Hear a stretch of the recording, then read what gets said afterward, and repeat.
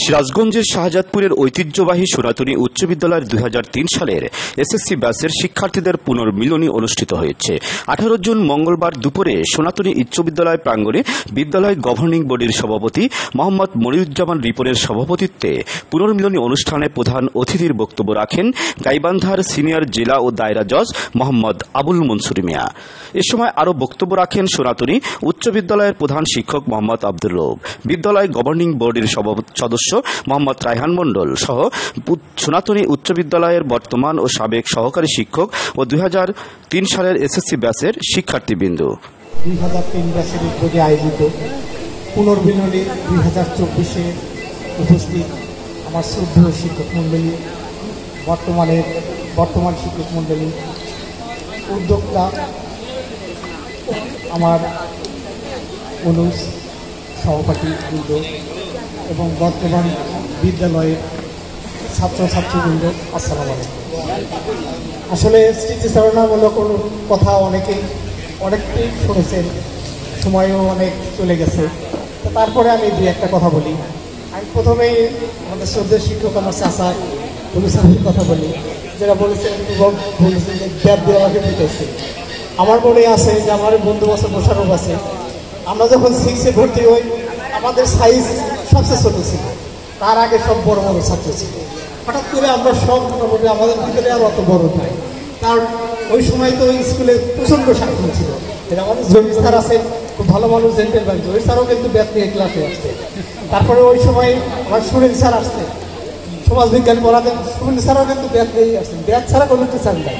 তার ভিতর ভয়ঙ্কর ছিলেন কোনো সন্দেহ নেই আমাদের চাচা। তো আমরা ওই সময় যে সময় ছিলাম, আসলে ওই সময়ে আর্থসামাজিক অবস্থা অনেক খারাপ ছিল, ছাত্রছাত্রী অনেক কম ছিল। এখন যেরকম প্যান্ট শার্ট পরে জুতা ছাড়া কিন্তু কোনো ছাত্র নাই।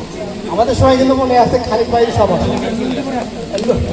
হাফ প্যান্ট, আমরা যদি হাফ প্যান্ট পরে আসতাম, মাঝে মাঝে যদি প্যান্ট পরতে বলতেন জুতোটা নাই। আচ্ছা, হাফ প্যান্টে আর কোনো জুতো নাই, স্যান্ডেল। তো ওই সময় আসা দেখা যাচ্ছে যে আমরা যখন ক্লাস 8-এ প্রচণ্ড মার হতেছি, ব্যাকরণ তো ভয়াবহ ক্লাস। আর ব্যাকরণে আমরা সবাই ভালো ছিলাম, শুধুমাত্র অবস্থা আচার করলাম ব্যাতের বাড়ির জন্য সবাই।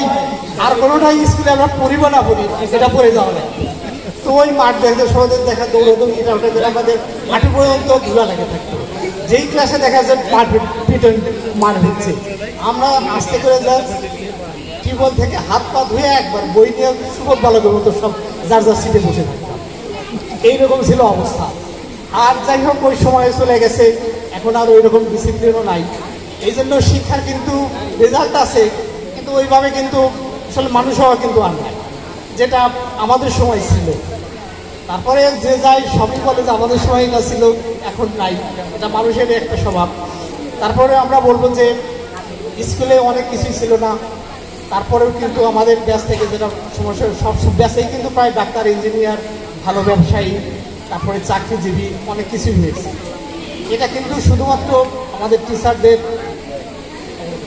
যোগ্য, তাদের যে শিক্ষাদানের জন্যই কিন্তু হয়েছে।